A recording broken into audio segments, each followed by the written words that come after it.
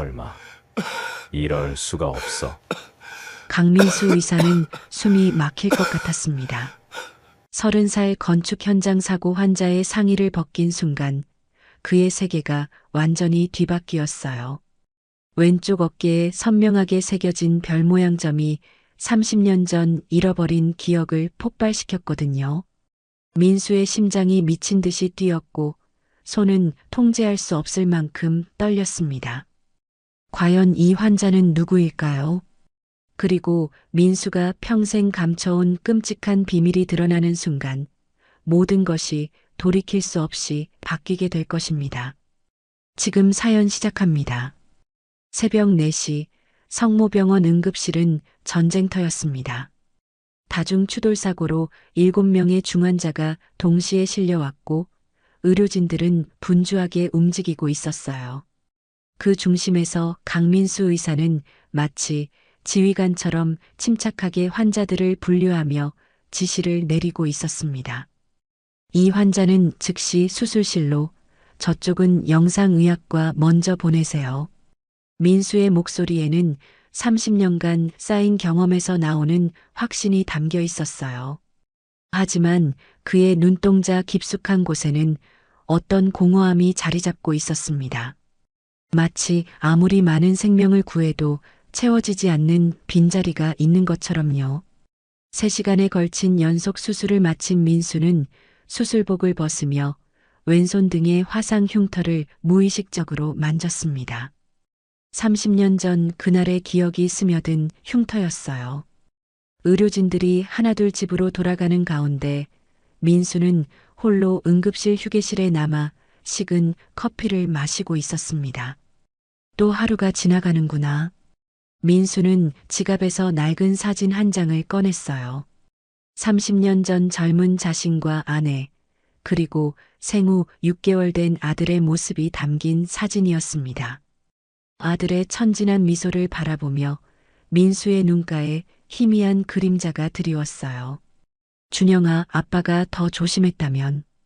그때 새벽 청소를 하던 홍순자가 조용히 다가왔습니다. 65살의 순자는 30년간 이 병원에서 일해온 산증인이었어요. 그녀는 민수의 어깨를 조심스럽게 두드렸습니다. 선생님, 또 밤새우셨네요. 집에 가서 좀 쉬셔야죠. 집에 가도 잠이 안 와요, 순자 씨. 수면제 없이는. 민수의 목소리에는 깊은 피로가 묻어 있었어요. 순자는 안타까운 표정으로 민수를 바라봤습니다. 성공한 의사이자 병원 대주주로서 모든 것을 가진 듯 보이지만 정작 가장 소중한 것은 잃어버린 채 살아가는 남자였으니까요. 가족은 혈연이 아니라 마음이라고 하잖아요. 선생님도 진짜 가족이 생기면 좋을 텐데. 순자의 말에 민수는 쓸쓸한 미소를 지었습니다. 3년 전 경영 전문가 출신인 현주와 재혼했지만 그것은 외로움을 달래기 위한 선택에 가까웠어요. 현주는 유능하고 똑똑했지만 민수의 마음 깊은 곳까지는 채워주지 못했습니다. 새벽 5시가 되자 민수는 무거운 발걸음으로 병원을 나섰어요. 넓은 주차장에 홀로 서 있는 고급 세단이 그의 현재를 상징하는 것 같았습니다. 성공했지만 공허하고 부유하지만 외로운 삶이었죠. 집으로 향하는 길, 민수는 백미러로 병원을 바라봤습니다. 그곳에서 수많은 생명을 구했지만 정작 자신의 인생에서 가장 소중했던 생명은 구하지 못했다는 생각이 또다시 가슴을 짓눌렀어요. 다음 날 오후 2시, 민수는 평소보다 일찍 병원에 도착했습니다. 밤새 뒤척이며 제대로 잠들지 못했지만 어쩐지 병원에 있을 때만 마음이 조금 편해졌어요. 주차장에서 내리는 순간 익숙한 목소리가 들려왔습니다. 선생님, 오늘은 일찍 오셨네요. 순자가 병원 뒤편 화단에서 잡초를 뽑고 있었어요. 그녀의 손에는 흙이 묻어 있었고 이마에는 땀방울이 맺혀 있었습니다. 민수는 순자의 성실한 모습을 보며 마음 한편이 따뜻해지는 걸 느꼈어요. 순자 씨는 정말 쉬는 날이 없으시네요. 오늘 토요일인데. 아, 이런 일은 일이 아니에요. 이 병원이 제 집 같거든요. 순자는 흙 묻은 손을 앞치마에 닦으며 환하게 웃었습니다. 그 순간 민수는 순자의 눈빛에서 특별한 무언가를 느꼈어요. 마치 오랜 비밀을 간직한 듯한 깊은 애정이 담긴 시선이었습니다. 30년이나 여기 계시니까 이 병원 역사를 가장 잘 아시겠어요. 민수의 말에 순자의 표정이 미묘하게 변했습니다. 잠시 망설이는 듯 하더니 그녀는 고개를 끄덕였어요. 그렇죠. 좋은 일도 슬픈 일도 많이 봤어요. 특히 그 화재 사건 때는 순자의 목소리가 갑자기 작아졌습니다. 민수의 얼굴도 순간 굳어졌어요. 30년 전 그 끔찍한 밤의 기억이 되살아났기 때문이었습니다. 그때 선생님 가족 일로 정말 마음이 아팠어요. 하지만 저는 항상 생각해요. 가족은 꼭 혈연만이 아니라고요. 순자는 민수의 눈을 직시하며 말했습니다. 그녀의 목소리에는 평소와 다른 진지함이 묻어 있었어요. 혈연이 아니어도 진짜 가족이 될 수 있고 때로는 혈연인데도 서로 모르고 지나치는 경우도 있잖아요. 중요한 건 마음이에요. 민수는 순자의 말에 묘한 동요를 느꼈습니다. 단순한 위로의 말 같았지만 왜인지 가슴 깊숙한 곳이 울렸어요. 선생님도 언젠가는 진짜 가족을 만나실 거예요. 아니, 어쩌면 이미 가까이 있는데 모르고 계실 수도 있고요. 순자의 마지막 말은 거의 속삭임에 가까웠습니다. 민수는 그녀의 의미심장한 표정을 보며 무언가 말하려던 순간 병원 입구에서 현주의 목소리가 들려왔어요. 여보, 거기 계셨구나. 경영진 회의 시간이에요. 현주가 다가오자 순자는 재빨리 자리를 정리했습니다. 민수는 아직 순자와 더 이야기하고 싶었지만 현주의 차가운 시선이 부담스러웠어요. 순자 씨, 나중에 다시 이야기해요. 민수가 작은 목소리로 말하자 순자는 고개를 끄덕이며 의미 있는 미소를 지었습니다. 네, 선생님. 언젠가는 꼭 해야 할 이야기가 있어요. 병원으로 향하는 길, 민수는 순자의 말이 계속 머릿속을 맴돌았습니다. 가족은 혈연이 아니라 마음이라는 말, 그리고 이미 가까이 있는데 모르고 있을 수도 있다는 말이 왜 이렇게 마음에 남는 걸까요? 같은 시각, 시내 중심가의 대형 건축 현장에서는 30살의 김준호가 작업 지시를 내리고 있었습니다. 높이 20층짜리 오피스텔 공사 현장의 현장 관리사인 준호는 작업자들 사이에서 신뢰받는 리더였어요. 오늘 오후에 크레인 점검 한 번 더 해주세요. 바람이 세니까 안전에 특히 신경 써야 해요. 준호의 목소리에는 동료들을 향한 진심 어린 걱정이 담겨 있었습니다. 고아원에서 자란 그에게 함께 일하는 동료들은 가족과 같은 존재였어요. 점심시간이 되자 준호는 현장 사무실에서 도시락을 꺼내며 혼자만의 시간을 가졌습니다. 사무실 벽에는 준호가 도운 고아원 후배들의 사진이 붙어 있었어요. 25살에 결혼한 후배, 대학에 진학한 후배, 취업에 성공한 후배들의 모습이 그의 자랑이었습니다. 준호는 매달 수입의 3분의 1을 후배들을 위해 보내고 있었어요. 한편 민수는 병원 원장실에서 현주와 마주 앉아 있었습니다. 현주는 노트북을 열며 차분한 목소리로 말했어요. 여보, 병원 수익성 분석 결과 나왔어요. 응급실 운영비가 너무 높아요. 응급실은 수익성으로만 판단할 수 없어요. 우리의 사명이잖아요. 민수의 답변에 현주의 눈빛이 차가워졌습니다. 결혼 3년째, 그녀는 점점 더 경영적 관점에서 병원을 바라보고 있었어요. 그런 감성적인 접근 때문에 경쟁력이 떨어지는 거예요. 태진 과장도 같은 생각이에요. 현주가 언급한 태진은 정형외과 과장으로 뛰어난 실력을 가졌지만 야심도 컸습니다. 최근 들어 현주와 자주 만나며 병원 경영에 대해 논의하고 있었어요. 태진 씨와 무슨 이야기를 하시는 거예요? 민수의 질문에 현주는 살짝 미소를 지었습니다. 병원 발전을 위한 건설적인 논의죠. 당신도 알잖아요. 감정에만 의존해서는 병원을 제대로 운영할 수 없어요. 그 순간 민수는 현주의 말 속에 숨겨진 의도를 느꼈습니다. 30년 전 상실의 아픔 때문에 환자들에게 과도하게 감정적으로 반응한다는 뜻이었어요. 오후 4시 준호는 현장을 점검하며 크레인 상태를 살펴보고 있었습니다. 오늘따라 바람이 유독 강했고 작업자들의 안전이 걱정되었어요. 그는 안전관리자에게 다시 한번 점검을 요청했습니다. 혹시 몰라니까 오늘은 고층 작업 좀 줄이고 바람 잦아들면 다시 시작해요. 같은 시간 민수는 병원 복도에서 순자와 마주쳤습니다. 순자는 평소와 달리 어딘가 불안해 보였어요.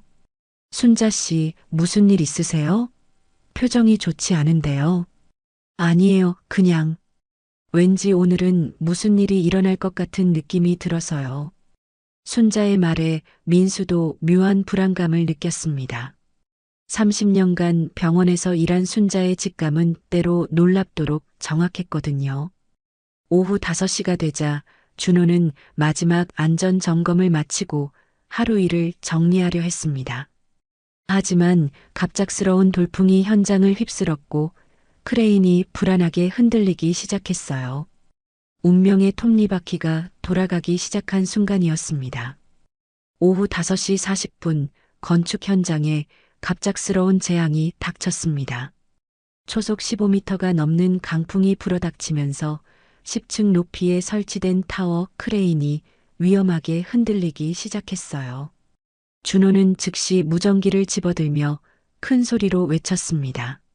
모든 작업 중단하고 즉시 대피하세요. 크레인이 위험해요. 하지만 15층에서 철근 작업을 하던 3명의 작업자들이 강풍 때문에 준호의 목소리를 듣지 못했습니다. 크레인의 붐이 점점 더 위험하게 기울어지고 있었어요. 준호는 망설임 없이 공사용 엘리베이터를 향해 달려갔습니다. 준호야, 위험해. 소방서에 신고했으니까 기다려. 현장 소장이 준호의 팔을 붙잡으며 말렸지만 준호는 고개를 저었어요. 그때까지 기다릴 시간이 없어요. 붐이 떨어지면 사람들이 다쳐요. 준호의 눈에는 단호한 결의가 담겨 있었습니다. 고아원에서 자란 그에게 동료들은 혈육보다 소중한 가족이었거든요.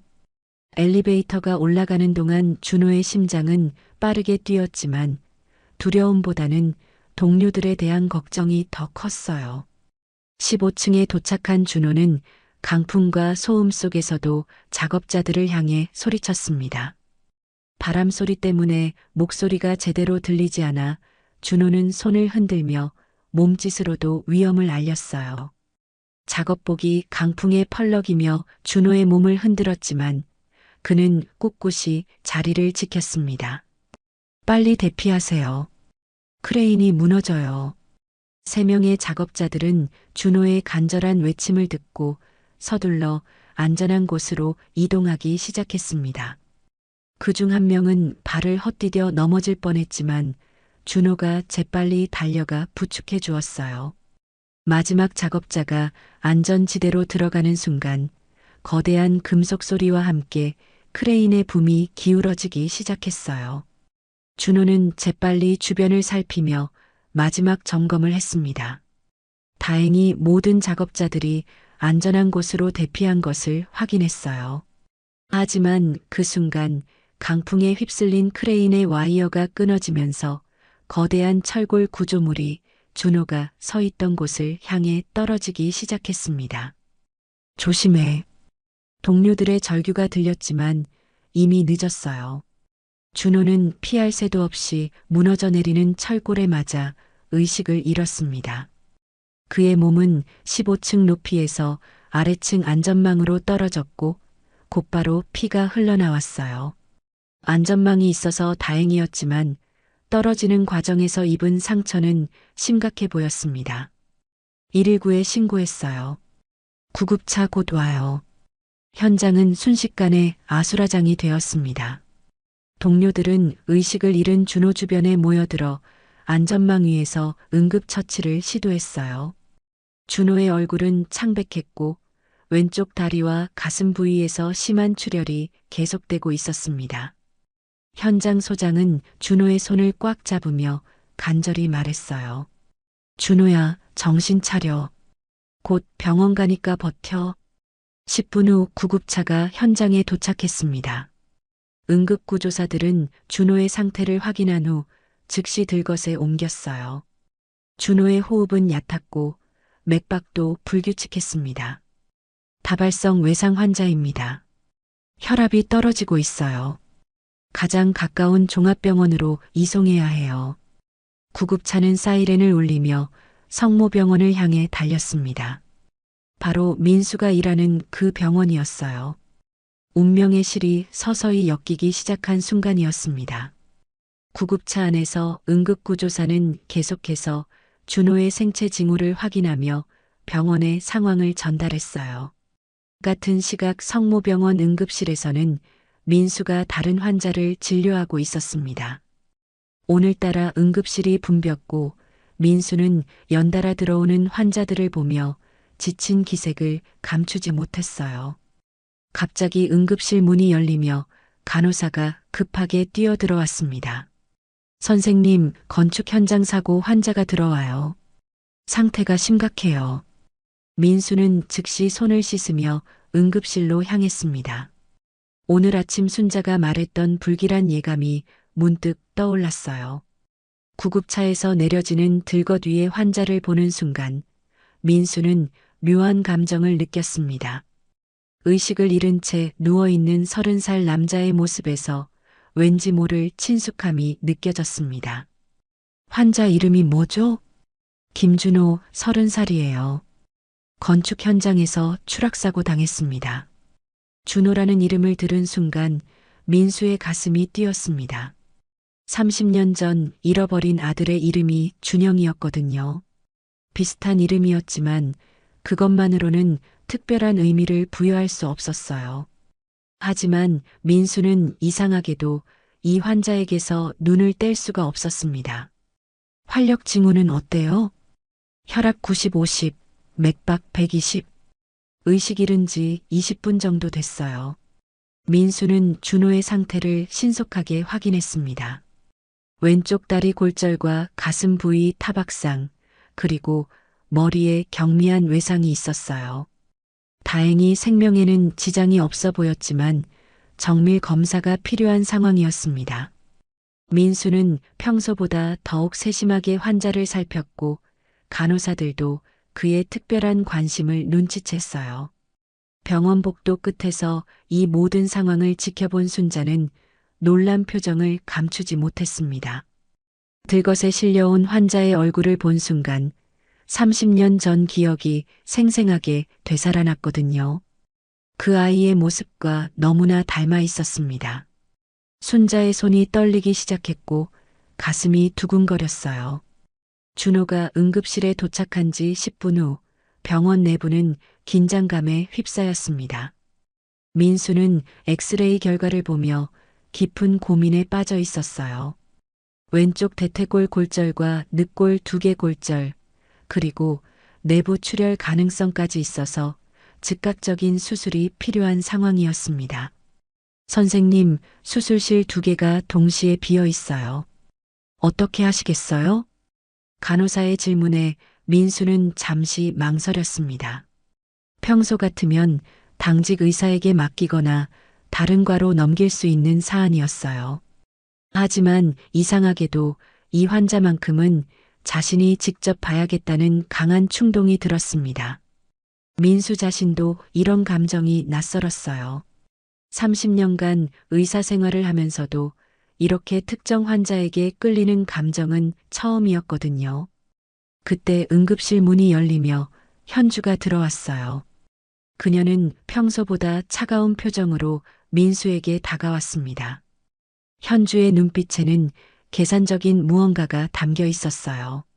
여보, 지금 응급실에 다른 중환자가 3명이나 더 있어요. 이 환자는 정형외과 태진 선생님께 맡기면 되잖아요. 현주의 말은 합리적이었습니다. 하지만 민수는 고개를 저었어요. 준호를 바라보는 민수의 눈빛에는 설명할 수 없는 애정이 담겨 있었습니다. 이 환자는 내가 직접 봐야겠어. 왜요? 특별한 이유라도 있나요? 현주의 날카로운 질문에 민수는 답하지 못했습니다. 정말 특별한 이유가 있는 건지 자신도 확신할 수 없었거든요. 단지 이 환자를 다른 사람에게 맡기고 싶지 않다는 강한 마음뿐이었어요. 마치 소중한 무언가를 빼앗길까봐 두려워하는 감정이었습니다. 설명하기 어려워요. 하지만 이 환자만큼은 민수의 목소리가 떨렸습니다. 현주는 남편의 이상한 반응을 예리하게 관찰했어요. 그때 태진이 응급실로 들어왔습니다. 그는 준호의 차트를 훑어보며 자신 있는 목소리로 말했어요. 골절 수술이라면 제가 전담하는 게 맞죠. 민수 선생님은 다른 응급 환자들 보시는 게 좋겠어요. 태진의 말에 현주가 동조하는 눈빛을 보냈습니다. 두 사람의 시선이 만나는 순간 민수는 묘한 불편함을 느꼈어요. 마치 자신을 배제하려는 듯한 분위기였습니다. 아니야. 이 환자는 내가 직접 수술하겠어.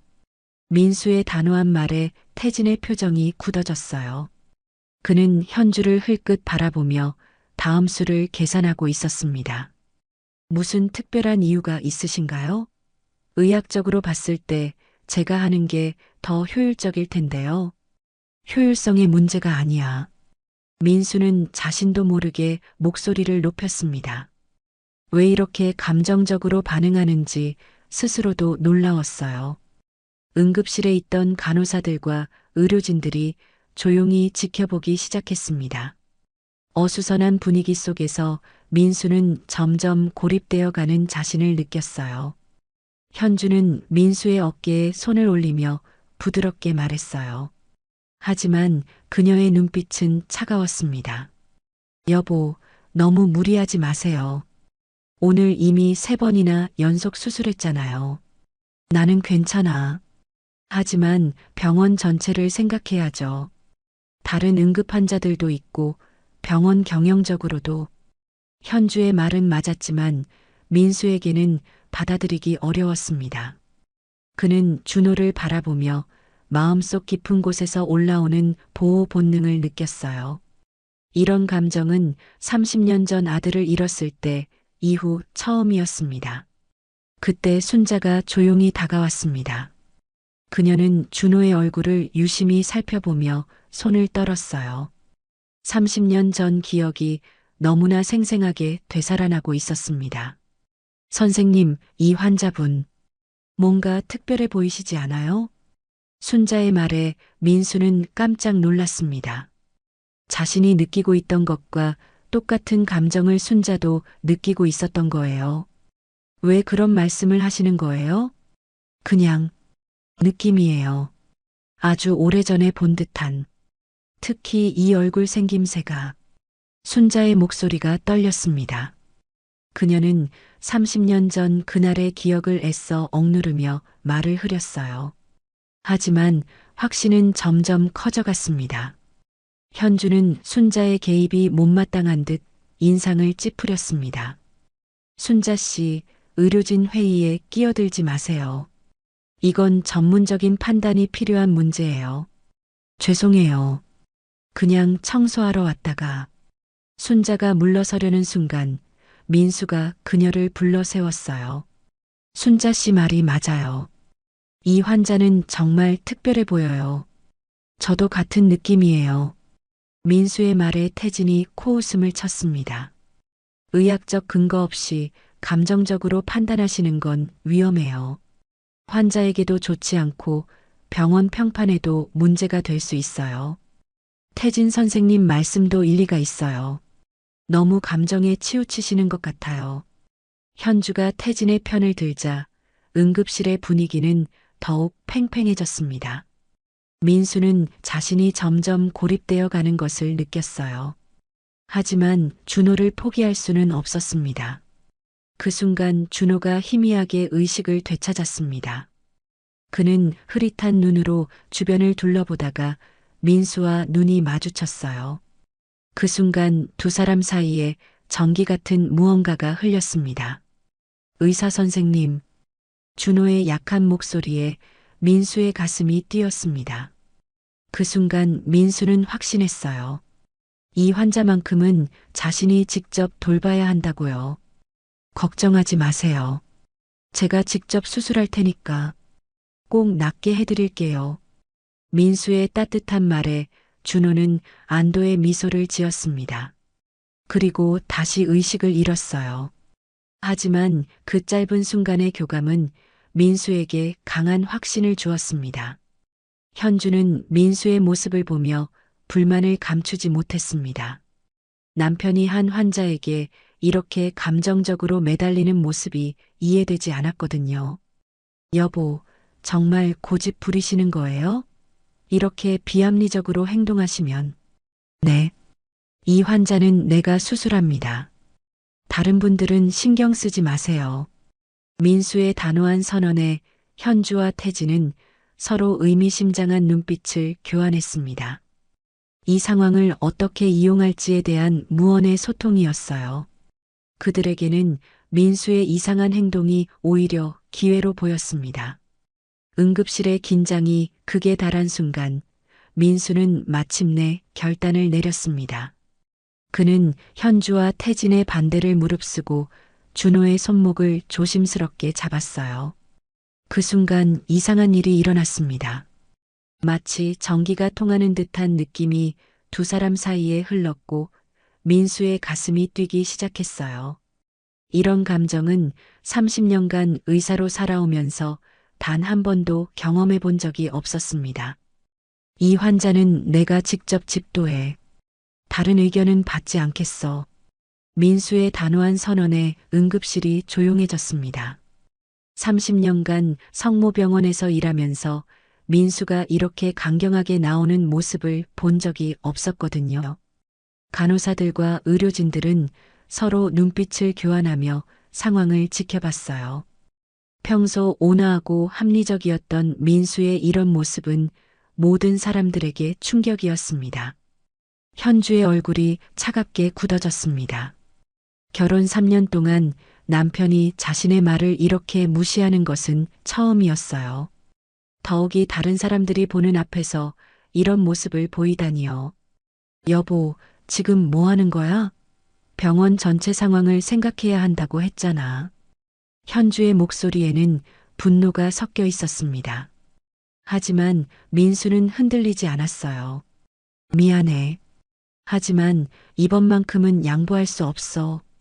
민수의 목소리에는 흔들리지 않는 결의가 담겨 있었습니다. 그는 준호를 내려다보며 마음속으로 다짐했어요. 이 환자만큼은 절대 잃지 않겠다고요. 왜 이런 강한 감정이 드는지 자신도 이해할 수 없었지만 이 느낌만큼은 확실했습니다. 태진은 현주를 바라보며 작은 미소를 지었습니다. 이런 상황이야말로 자신들이 기다렸던 기회였거든요. 민수가 감정적으로 행동하는 모습을 다른 의료진들이 목격하고 있으니 이것을 훌륭한 공격 재료로 쓸 수 있을 거예요. 민수 선생님, 이렇게 감정적으로 판단하시면 다른 의료진들에게도 좋지 않은 영향을 미칠 수 있어요. 병원의 신뢰도에도 문제가 생기고요. 감정적이라고요? 민수는 태진을 날카롭게 바라봤습니다. 그의 눈빛에는 평소 볼 수 없었던 강한 의지가 담겨 있었어요. 저는 의사로서 최선의 판단을 내린 거예요. 이 환자에게는 제가 가장 적합한 집도의입니다. 순자는 조용히 뒤에서 이 모든 상황을 지켜보고 있었습니다. 그녀의 가슴은 빠르게 뛰고 있었어요. 30년 전 그날의 기억이 너무나 생생하게 되살아나고 있었거든요. 준호의 얼굴을 자세히 보면 볼수록 확신이 커져갔습니다. 이 젊은 남자가 바로 그때 그 아이라는 확신이요. 선생님이 옳습니다. 순자의 예상치 못한 지지에 모든 사람들이 그녀를 바라봤어요. 순자는 떨리는 목소리로 계속 말했습니다. 30년간 숨겨왔던 비밀의 무게가 그녀의 어깨를 짓누르고 있었어요. 이 환자분은 정말 특별해 보여요. 선생님이 직접 보시는 게 맞을 것 같아요. 현주는 순자의 개입에 화가 났습니다. 청소부 주제에 의료진 회의에 끼어든다고 생각했거든요. 더욱이 남편을 지지하는 발언을 하다니요. 순자 씨, 당신이 의료 판단에 끼어들 자격이 있나요? 당신은 그냥 청소부잖아요. 죄송합니다. 하지만 그만하세요. 당신은 청소나 하시면 돼요. 의료진 일에 끼어들지 마시고요. 현주의 차가운 말에 순자의 얼굴이 상처받은 표정이 되었습니다. 하지만 그녀는 물러서지 않았어요. 이 순간만큼은 진실을 위해 맞서야 한다고 생각했습니다. 저도 30년간 이 병원에서 일했어요. 많은 환자들을 봐왔고 이 병원의 역사를 누구보다 잘 알고 있어요. 그때 민수가 순자를 보호하듯 앞으로 나섰습니다. 순자의 진심 어린 말이 그의 마음을 움직였어요. 순자 씨 말이 맞아. 오랜 경험으로 보는 직감도 중요해. 의학이 전부가 아니야. 민수의 지지에 순자는 고마운 눈빛을 보냈습니다. 그 순간 두 사람 사이에는 묘한 공감대가 형성되었어요. 마치 같은 편이 된 것 같은 느낌이었습니다. 응급실 한쪽에서 지켜보던 간호사들 중 몇 명이 조용히 속삭였습니다. 선생님이 저렇게 한 환자에게 집착하시는 거 처음 봐. 뭔가 특별한 이유가 있는 것 같은데. 평소 성격이랑 너무 달라. 그 환자가 정말 특별한 사람인가 봐. 민수는 준호를 다시 한번 살펴봤습니다. 의식을 잃은 채 누워있는 그의 모습에서 왠지 모를 친숙함을 느꼈어요. 마치 오래전부터 알고 지낸 사람 같은 느낌이었습니다. 특히 그의 얼굴 윤곽과 코 모양이 어쩐지 낯익었어요. 수술 준비하세요. 1호 수술실로 이송합니다. 민수의 지시에 간호사들이 움직이기 시작했습니다. 하지만 현주는 아직 포기하지 않았어요. 이 상황을 그냥 넘어갈 수는 없었습니다. 여보, 정말 고집 부릴 거야? 병원 이사회에서 뭐라고 할지 생각해봐. 당신 지분이 아무리 많아도 다른 이사들 반대가 심하면 문제가 될 수 있어. 이사회는 내가 알아서 해. 그건 내가 걱정할 일이 아니야. 민수는 현주의 위협에도 굴복하지 않았습니다. 오히려 더욱 단호해졌어요. 이런 남편의 모습에 현주는 당황했습니다. 태진은 현주와 의미심장한 눈빛을 교환했습니다. 이 상황을 기록해뒀다가 나중에 민수를 공격하는 재료로 쓸 수 있겠다고 생각했거든요. 민수의 비합리적 행동을 증거로 삼아 경영권 문제를 제기할 수 있을 거예요. 그럼 저희는 다른 응급 환자들을 보겠습니다. 민수 선생님께서 이 환자에게만 매달리시니까 말이에요. 태진의 말에는 은근한 비꼬임이 담겨 있었습니다. 현주가 고개를 끄덕였어요. 두 사람은 응급실을 나가면서 서로 작은 미소를 지었습니다. 준호가 수술실로 이송되는 동안 민수는 그의 옆을 지켰습니다. 엘리베이터 안에서 민수는 준호의 손을 꽉 잡았어요.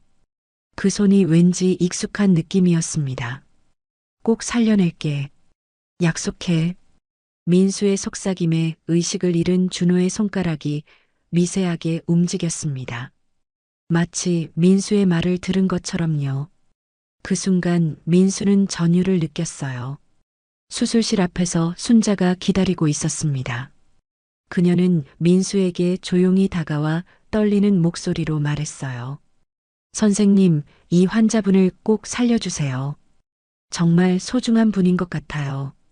아니, 정말 소중한 분이에요. 순자의 간절한 부탁에 민수는 고개를 끄덕였습니다. 그리고 수술실 문이 닫히는 순간 운명의 수술이 시작되었어요. 아버지가 아들을 살리기 위한 간절한 노력이 그들 모두가 모르는 채로 시작된 것입니다. 민수가 수술실에 들어간 후 순자는 복도 한 구석에 주저앉았습니다. 30년간 가슴 깊숙이 묻어두었던 기억들이 쏟아져 나오고 있었어요. 그녀의 손은 심하게 떨렸고 눈에는 눈물이 맺혔습니다. 이렇게 오랫동안 숨겨왔던 비밀이 드디어 수면 위로 떠오르는 순간이었어요. 1995년 3월 15일 그날의 기억이 생생했습니다. 순자는 당시 35살로 성모병원에서 일한 지 5년째였어요. 새벽 2시경 아파트 화재 사건으로 여러 명의 피해자들이 동시에 실려왔었습니다. 그날 밤은 평생 잊을 수 없는 악몽 같은 시간이었어요. 순자는 그날도 평소처럼 야간 청소를 하고 있었습니다. 응급실의 적막한 분위기 속에서 묵묵히 일하고 있을 때 갑자기 사이렌 소리와 함께 구급차들이 몰려들었어요. 화재 현장에서 구조된 피해자들이 연달아 이송되면서 병원은 순식간에 아수라장이 되었습니다. 그 중에서도 가장 심각한 환자가 젊은 여성과 생후 6개월 정도 된 아기였습니다. 젊은 여성은 아기를 품에 꽉 안고 있었고 연기에 질식된 상태였어요. 순자는 그 모습을 보며 가슴이 미어졌습니다. 아기 엄마는 안 돼요. 너무 늦었어요. 당시 응급실 의사의 절망적인 말이 지금도 귓가에 맴돌았습니다. 젊은 아내는 마지막 순간까지 아기를 지키려 했지만 결국 질식으로 생을 마감했어요. 하지만 기적적으로 아기는 살아 있었습니다. 어머니의 희생 덕분이었죠. 순자는 그때 강민수 의사를 처음 봤어요. 30살의 젊은 의사였던 민수는 화재 현장에 뛰어들어 가족을 구하려다 왼손에 심한 화상을 입은 채 병원에 도착했습니다. 그의 왼손은 화상으로 진물이 나고 있었지만 그는 아픈 것도 잊은 채 아내와 아들만 찾고 있었어요. 민수는 아내의 시신 앞에서 오열했습니다. 그리고 살아남은 아기를 끌어안으며 절규했어요. 준영아, 아빠가 늦어서 미안해. 엄마를 지켜주지 못해서 미안해. 순자는 그 장면을 보며 눈물을 흘렸습니다. 젊은 아버지의 절망적인 모습이 너무나 가슴 아팠거든요. 그런데 혼란한 상황에서 예상치 못한 일이 벌어졌습니다. 다른 화재 피해자들이 계속 들어오면서 응급실이 완전히 아수라장이 되었고 의료진들은 모든 환자들을 동시에 처치하느라 정신이 없었어요. 그 과정에서 신원 확인에 치명적인 실수가 생긴 것입니다. 민수가 다른 응급 환자들을 돌보러 잠시 자리를 비운 사이 경험이 부족한 신입 간호사가 아기들의 신원표를 정리하다가 실수를 했어요. 순자는 그 순간을 똑똑히 목격했습니다. 아기 준영의 신원표가 다른 아기 것과 바뀌는 것을 말이에요. 하지만 당시 순자는 어떻게 해야 할지 몰라 망설였습니다. 청소부인 자신이 의료진의 일에 끼어들어도 되는 건지, 혹시 자신이 잘못 본 건 아닌지 확신이 서지 않았어요. 그리고 그 짧은 망설임이 모든 운명을 바꿔버렸습니다. 민수가 돌아왔을 때는 이미 다른 아기가 준영의 자리에 있었습니다.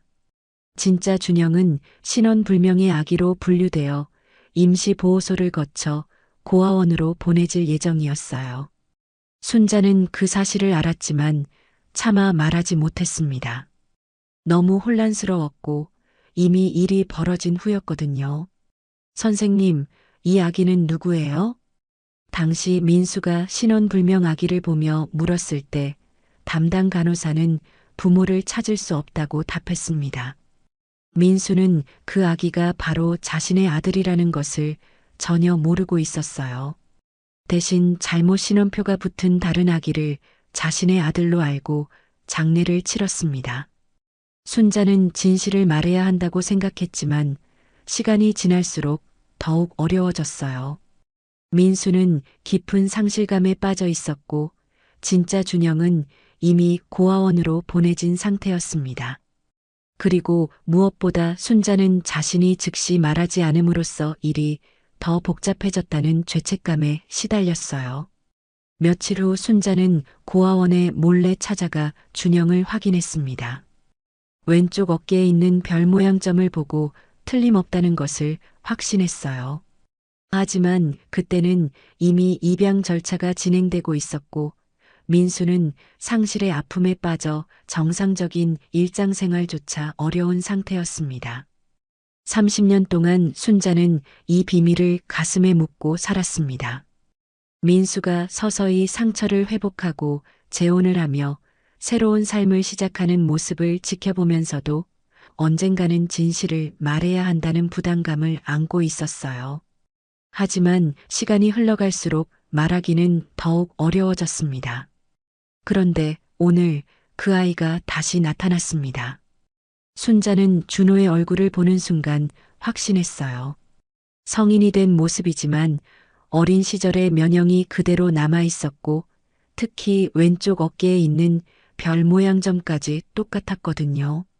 그 점은 생후 6개월 아기였을 때도 똑똑히 기억나는 특징이었습니다. 순자는 복도에서 일어나 수술실 쪽을 바라봤습니다. 지금 그 안에서는 아버지가 아들을 살리기 위해 애쓰고 있었어요. 둘 다 서로의 정체를 모르는 채로요. 이보다 더 극적인 상황이 있을까 싶었습니다. 이제 말해야 해. 더 이상 숨길 수 없어. 순자는 떨리는 목소리로 혼잣말을 했습니다. 하지만 어떻게 말해야 할지, 언제 말해야 할지 막막했어요. 민수에게 갑자기 그 환자가 선생님 아들입니다라고 말한다면 믿을까요? 증거는 어떻게 제시해야 할까요? 그때 현주가 복도로 나타났습니다. 그녀는 순자를 보더니 차가운 표정으로 다가왔어요. 현주의 눈빛에는 경계심이 가득했습니다. 순자 씨, 아직도 여기 있어요? 할 일이 많을 텐데. 네, 곧 가려고요. 순자는 일어서려 했지만 현주가 막아섰습니다. 현주는 순자를 위아래로 훑어보며 의미심장한 표정을 지었어요. 오늘 응급실에서 일어난 일 다른 사람들에게 함부로 말하면 안 돼요. 민수 선생님이 감정적으로 행동하신 것처럼 오해받을 수 있어요. 현주의 말에는 은근한 위협이 담겨 있었습니다. 순자는 현주의 진짜 의도를 알 수 있었어요. 민수가 비합리적으로 행동했다는 증거를 수집하려는 거였습니다. 저는 그런 말 안 해요. 좋아요. 그리고 앞으로도 의료진 회의에 끼어들지 마세요. 당신 신분을 생각해서 행동하시기 바라요. 청소부는 청소부답게요. 현주의 차가운 말에 순자는 가슴이 아팠습니다. 하지만 지금은 참아야 할 때였어요. 현주가 가고 난 후 순자는 더욱 깊은 고민에 빠졌습니다. 진실을 말하려고 해도 현주 같은 사람들이 방해할 것 같았어요. 더욱이 30년 전 일을 증명할 만한 확실한 증거도 부족했고요. 그때 수술실 앞에 빨간불이 켜졌습니다. 수술이 한창 진행 중이라는 신호였어요. 순자는 수술실 문을 바라보며 간절히 기도했습니다. 제발 무사히 수술이 끝나게 해주세요. 그리고 제가 진실을 말할 용기를 주세요. 30년 만에 찾아온 이 기회를 놓칠 수 없었습니다. 순자는 어떤 방법으로든 진실을 밝혀내야겠다고 결심했어요. 이번만큼은 더 이상 침묵할 수 없었습니다. 수술실 안에서 민수는 완전히 다른 사람이 되어 있었습니다. 평소보다 더욱 집중하고 있었고 손놀림도 한층 정교했어요. 준호의 복잡한 골절 수술을 진행하면서 민수는 이상한 확신을 느끼고 있었습니다. 마치 이 환자만큼은 절대 실패할 수 없다는 운명적 사명감 같은 거였어요. 선생님, 출혈이 예상보다 심해요. 수술 간호사의 말에 민수는 침착하게 대응했습니다. 보통 같으면 당황했을 상황이었지만 오늘은 달랐어요. 모든 것이 명확하게 보였고 어떻게 해야 할지 직감적으로 알 수 있었습니다. 괜찮아요. 이 각도로 지혈하면 됩니다. 민수의 손은 한치의 흔들림도 없었습니다. 30년간 쌓인 경험이 모두 이 순간을 위한 것 같았어요. 수술실의 다른 의료진들도 민수의 놀라운 집중력에 감탄했습니다. 2시간이 지나자 준호의 상태가 안정되기 시작했습니다. 골절된 뼈들이 제자리를 찾았고 내부 출혈도 완전히 멈췄어요. 민수는 준호의 얼굴을 내려다보며 묘한 만족감을 느꼈습니다. 정말 강한 생명력이네요. 보통 이 정도 부상이면 회복이 더 어려울 텐데. 마취가 의사의 말에 민수도 고개를 끄덕였어요. 준호는 분명 특별한 환자였습니다. 수술 중에도 생체 반응이 안정적이었고 회복 속도도 빨랐어요. 수술이 끝나고 준호가 회복실로 이송되자 민수는 그의 곁을 지켰습니다. 마취에서 깨어나는 과정을 지켜보고 싶었거든요. 평소 같으면 다른 의료진에게 맡기고 갔을 텐데 오늘은 달랐어요. 1시간 후 준호가 천천히 의식을 되찾았습니다. 그는 흐릿한 눈으로 주변을 둘러보다가 민수와 마주쳤어요. 의사 선생님. 준호의 목소리는 여전히 약했지만 민수를 보는 눈빛에는 특별한 신뢰가 담겨 있었습니다. 수술 잘 끝났어요. 이제 괜찮을 거예요. 민수의 따뜻한 말에 준호는 안도의 표정을 지었습니다. 그 순간 두 사람 사이에 묘한 유대감이 형성되었어요. 감사합니다. 정말 고마워요. 준호의 진심 어린 감사 인사에 민수의 가슴이 뭉클했습니다. 환자의 감사 인사는 늘 듣던 것이었지만 준호의 말은 왠지 특별하게 느껴졌어요. 다음 날 준호의 회복 속도는 모든 의료진을 놀라게 했습니다. 보통 이 정도 수술 후에는 며칠간 움직이기 어려운데 준호는 하루 만에 상체를 일으킬 수 있었어요. 정말 대단하네요. 이런 회복력은 처음 봐요. 물리치료사의 말에 민수도 놀랐습니다. 준호의 몸은 마치 스스로 치유하려는 강한 의지를 가진 것 같았어요. 원래 체력이 좋으셨나 봐요. 민수가 물으니 준호는 미소를 지었습니다. 고아원에서 자라면서 몸이 단단해진 것 같아요. 어려운 환경에서도 버텨야 했거든요. 고아원이라는 말에 민수의 가슴이 뛰었습니다. 왜인지 모르게 더욱 관심이 생겼어요. 언제부터 고아원에 계셨어요? 생후 6개월 때부터요. 부모님에 대한 기억은 전혀 없어요. 준호의 말에 민수는 충격을 받았습니다. 생후 6개월이라니 자신이 잃어버린 아들과 같은 시기였어요. 하지만 그것만으로는 특별한 의미를 부여할 수 없었습니다. 힘드셨겠어요. 처음엔 그랬죠. 하지만 고아원에서 만난 형들, 누나들이 가족이 되어 주었어요. 혈연은 아니지만 진짜 가족보다 더 소중한 사람들이에요. 준호의 말에 민수는 깊은 감동을 받았습니다. 어려운 환경에서도 긍정적으로 살아가는 준호의 모습이 대견했어요. 그래서 건축 현장에서도 동료들을 구하러 갔던 거군요. 네. 제게는 함께 일하는 사람들이 모두 가족이에요. 위험해도 그냥 둘 수 없었어요. 준호의 이타적인 성격에 민수는 더욱 호감을 느꼈습니다. 자신과 비슷한 면이 있다고 생각했어요. 사흘째 되는 날 준호는 침대에서 일어나 걸을 수 있게 되었습니다. 놀라운 회복력이었어요. 민수는 매일 준호를 찾아가 상태를 확인했습니다. 선생님, 너무 자주 오시는 것 아닌가요? 다른 환자들도 많으실 텐데. 준호의 배려 깊은 말에 민수는 당황했습니다. 정말 왜 이렇게 자주 오는 걸까요? 환자 회복 상태를 확인하는 게 제 일이에요. 그래도 이렇게까지 해주시다니 정말 감사해요. 준호는 민수를 아버지처럼 편안하게 느꼈습니다. 이상하게도 민수 곁에 있으면 마음이 평온해졌어요. 한편 복도에서 이 모든 상황을 지켜본 순자는 확신을 더욱 굳혔습니다. 두 사람의 상호작용을 볼 때마다 30년 전 기억이 되살아났어요. 특히 준호가 민수를 바라보는 눈빛에서 어린 시절의 면형을 발견할 수 있었습니다. 정말 닮았어. 눈빛이 똑같아. 순자는 혼자 중얼거렸습니다. 하지만 아직 진실을 말할 용기는 나지 않았어요. 현주와 태진은 민수가 준호에게 쏟는 특별한 관심을 예의주시하고 있었습니다. 그들은 이것을 민수를 공격할 빌미로 삼으려 했어요.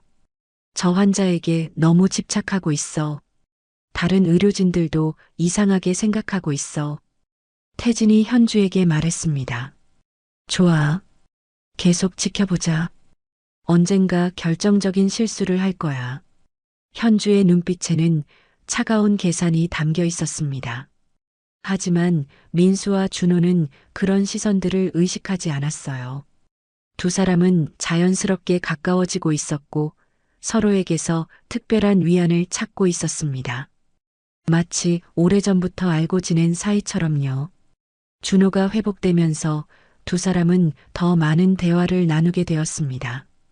준호의 인생 이야기를 들으면서 민수는 점점 더 큰 애정을 느꼈어요. 이 젊은 남자에게서 자신이 잃어버린 무언가를 발견하는 것 같았습니다. 준호가 입원한 지 일주일째 되는 날, 민수는 정기 검진을 위해 병실을 찾았습니다.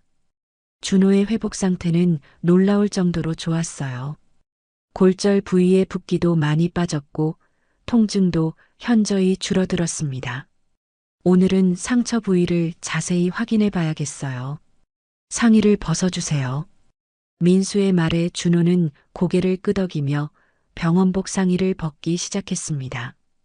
그때 복도에서 청소를 하던 순자가 우연히 병실 문틈으로 그 모습을 보게 되었어요. 순자는 손에 들고 있던 걸레를 떨어뜨릴 뻔했습니다. 민수가 준호의 가슴과 어깨 부위를 살펴보던 중 왼쪽 어깨에 있는 특별한 점을 발견했어요. 별 모양으로 생긴 작은 점이었는데 크기는 동점만 했지만 모양이 매우 독특했습니다. 이 점은 태어날 때부터 있었던 건가요?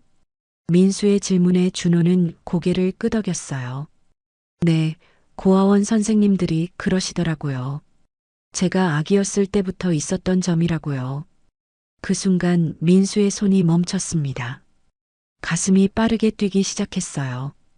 그 별 모양 점이 왠지 낯익은 느낌이었습니다. 어디서 본 것 같은데 정확히 기억나지 않았어요. 민수는 떨리는 손으로 점을 다시 한번 자세히 살펴봤습니다. 별의 5개 꼭지점이 선명하게 드러나 있었고 가운데 부분은 약간 진한 갈색이었어요. 이런 모양의 점은 매우 드문 경우였습니다. 혹시 이 점 때문에 어려움을 겪은 적은 없나요? 아니요. 오히려 고아원에서는 이 점 때문에 저를 쉽게 알아봤어요. 특별한 표시 같은 거였죠. 준호의 말에 민수의 뇌리에 번개 같은 기억이 스쳤습니다. 30년 전 생후 6개월이었던 자신의 아들에게도 똑같은 점이 있었어요. 정확히 같은 자리에 같은 모양으로요. 민수는 갑자기 어지러움을 느꼈습니다. 설마 이런 일이 가능할까요? 하지만 그 점의 모양과 위치가 너무나 일치했어요. 민수는 억지로 침착함을 유지하려 했지만 손이 계속 떨렸습니다. 선생님, 괜찮으세요? 얼굴이 창백해 보이는데. 준호의 걱정스러운 목소리에 민수는 정신을 차렸어요. 아, 네. 괜찮아요. 그냥 잠시 어지러웠을 뿐이에요. 민수는 서둘러 진료를 마치고 병실을 나왔습니다. 복도에서 기다리고 있던 순자가 그를 붙잡았어요. 선생님, 보셨죠? 그 점을요. 순자의 떨리는 목소리에 민수는 깜짝 놀랐습니다. 순자도 그 점을 봤다는 뜻이었어요. 순자 씨, 무슨 말씀이세요? 30년 전 그 아기에게도 똑같은 점이 있었어요. 정확히 같은 자리예요. 순자의 말에 민수의 온몸에 전율이 흘렸습니다. 자신만 기억하는 게 아니었구나 싶었어요. 정말요? 확실해요? 네, 확실해요. 제가 그날 밤 그 아기를 돌봤거든요. 그 점이 너무 특별해서 기억에 남았어요. 민수는 벽에 기대어 서 있어야 했습니다. 다리에 힘이 빠지는 느낌이었어요. 만약 순자의 말이 사실이라면 준호는 정말로 자신의 아들일 수도 있었습니다. 하지만 불가능해요. 제 아들은 그날 밤에 아니에요, 선생님. 그날 밤 혼란스러운 상황에서 실수가 있었어요. 순자는 30년간 숨겨왔던 비밀을 털어놓기 시작했습니다. 신원표가 바뀐 일, 진짜 준영이 고아원으로 보내진 일, 그리고 자신이 그 모든 것을 목격했지만 말하지 못했던 일까지요. 민수는 순자의 이야기를 들으면서 점점 더 충격에 빠졌습니다. 그동안 자신이 잃어버린 줄 알았던 아들이 살아있었고 바로 자신이 수술한 환자였다니요. 그럼 준호가 정말로 네, 선생님의 아들일 가능성이 높아요. 그 점만으로도 확신할 수 있어요.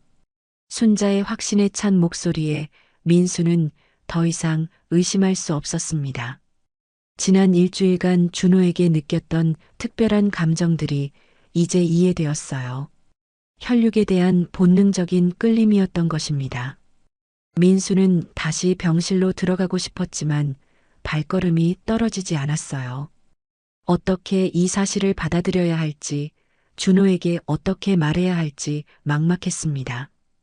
그때 병실에서 준호의 목소리가 들려왔어요. 선생님 지갑이 여기 있네.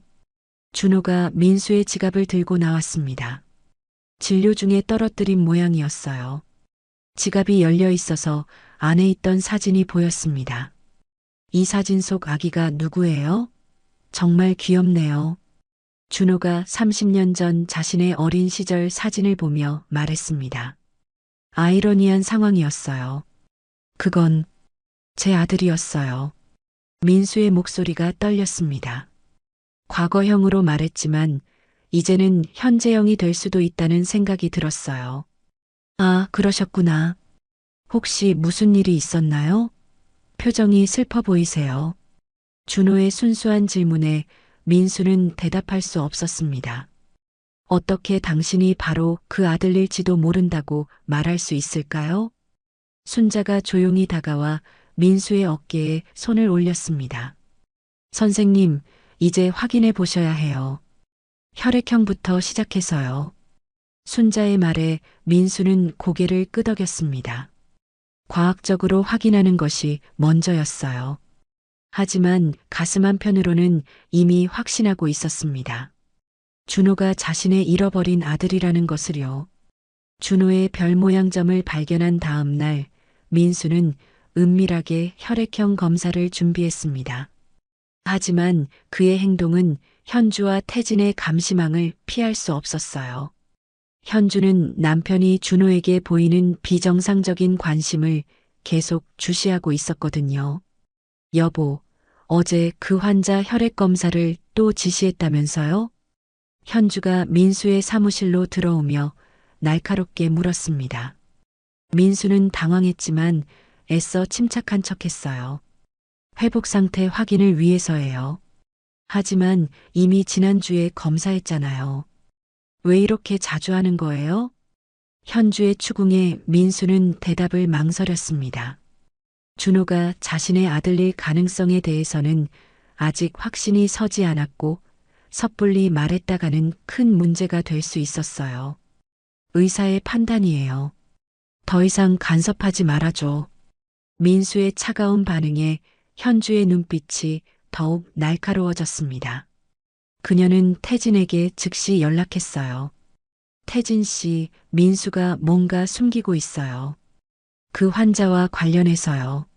한편 병원 내에서는 민수의 행동에 대한 소문이 퍼지고 있었습니다. 간호사들과 의료진들 사이에서 원장님이 특정 환자에게만 특별 대우를 한다는 이야기가 돌기 시작했어요. 태진은 이런 분위기를 교묘하게 이용했습니다. 그는 의료진들과의 대화에서 교묘하게 민수를 비판했어요. 의사가 환자에게 감정적으로 치우치면 위험해요. 공정한 치료가 어려워지죠. 맞아요. 다른 환자들한테는 그렇게 신경 안 쓰시면서요.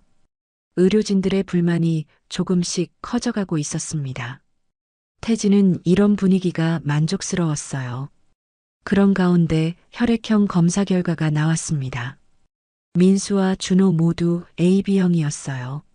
흔하지 않은 혈액형이었기 때문에 민수의 확신은 더욱 커졌습니다. 하지만 현주가 검사 결과를 먼저 확인했어요. 그녀는 남편이 왜 자신의 혈액형과 환자의 혈액형을 비교했는지 의아했습니다. 여보, 왜 당신 혈액형과 그 환자 혈액형을 비교한 거예요? 현주의 질문에 민수는 더 이상 숨길 수 없다고 판단했습니다.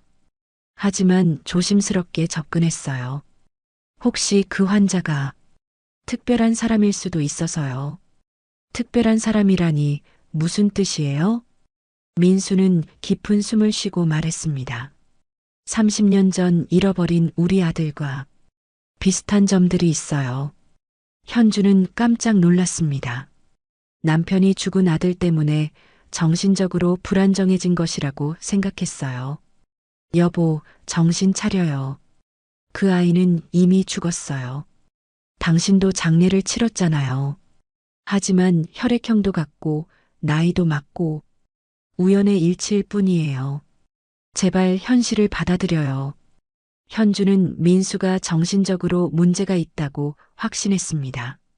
그리고 이것을 병원 경영권을 빼앗을 절호의 기회로 봤어요. 그날 저녁 현주는 태진과 비밀리에 만났습니다. 민수가 완전히 이상해졌어요. 죽은 아들을 그 환자와 동일시하고 있어요. 정말요?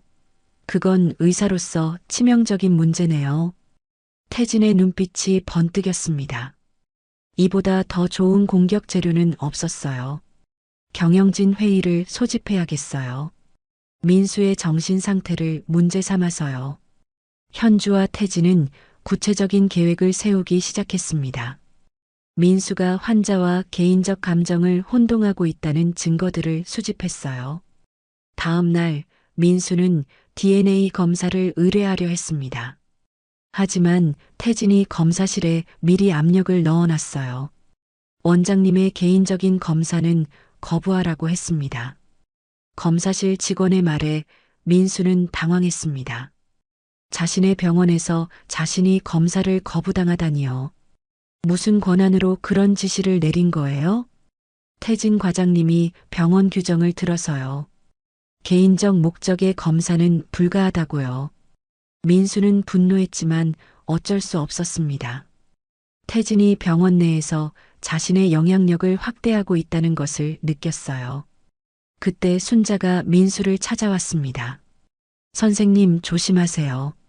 현주 씨와 태진 선생님이 뭔가 꾸미고 있어요.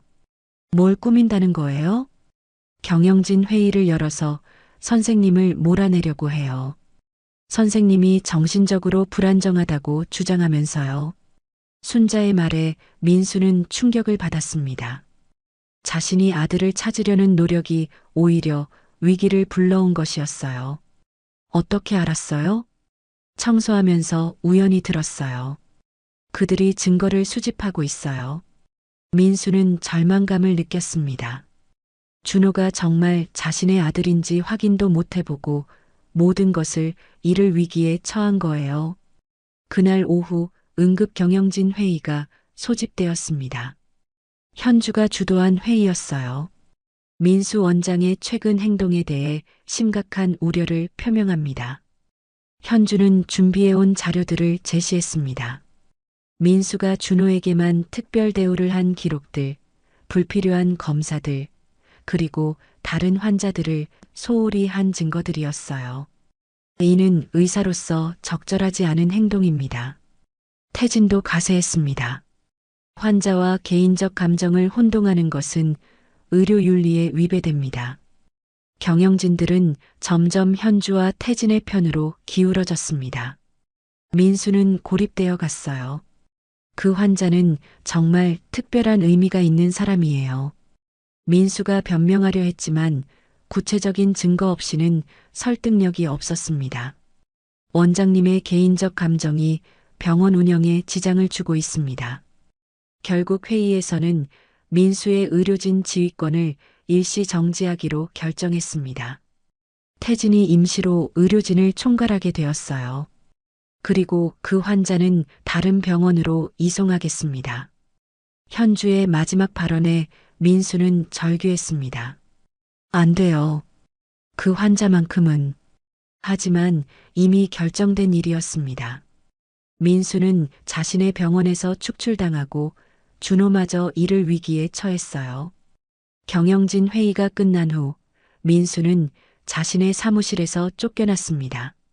보안 요원들이 그의 출입을 차단했고 30년간 자신이 일궈온 병원에서 실질적으로 축출당한 거예요. 민수는 복도에 서서 멍하니 자신의 사무실 문을 바라봤습니다. 선생님, 사무실 열쇠와 명찰을 반납해 주세요. 보안 요원의 차가운 말에 민수는 주머니에서 열쇠를 꺼냈습니다. 손이 떨렸어요. 이 열쇠는 단순한 물건이 아니었습니다. 30년간의 의사 인생과 병원에 대한 애정이 담긴 상징이었거든요. 그때 준호를 태운 구급차가 병원 입구에 도착했습니다. 타 병원으로 이송하기 위한 것이었어요. 민수는 급하게 뛰어가려 했지만 보안 요원들이 막아섰습니다. 죄송합니다. 출입 금지 명령이 내려졌습니다. 민수는 유리창 너머로 준호가 실려나가는 모습을 바라볼 수밖에 없었어요. 준호는 의식이 있었고 민수를 찾는 듯한 눈빛이었습니다. 하지만 두 사람 사이에는 넘을 수 없는 벽이 있었어요. 선생님, 어디 계세요? 준호의 약한 목소리가 들렸지만 민수는 다가갈 수 없었습니다. 가슴이 찢어지는 것 같았어요. 30년 만에 다시 만난 아들을 또다시 잃게 되는 상황이었습니다. 구급차가 떠나고 나자 민수는 무릎이 꺾였습니다. 병원 입구 계단에 주저앉아 머리를 감쌌어요. 모든 것이 무너져 내리는 느낌이었습니다. 현주가 승리의 미소를 지으며 민수에게 다가왔습니다. 여보, 이제 현실을 받아들이세요. 그 환자는 당신 아들이 아니에요. 하지만 혈액형도 같고 별 모양점도 우연의 일치일 뿐이에요. 당신이 상실의 아픔 때문에 착각하고 있는 거예요. 현주의 차가운 말에 민수는 말문이 막혔습니다. 정말 자신이 착각하고 있는 걸까요? 과학적 증거도 부족했고 모든 사람들이 자신을 이상하게 봤어요. 병원 이사회에서 결정했어요. 당신은 한동안 치료를 받으셔야 해요. 현주는 민수에게 정신과 치료를 받으라고 통보했습니다. 정신적 불안정을 이유로 의사 자격까지 박탈할 수 있다는 위협이었어요.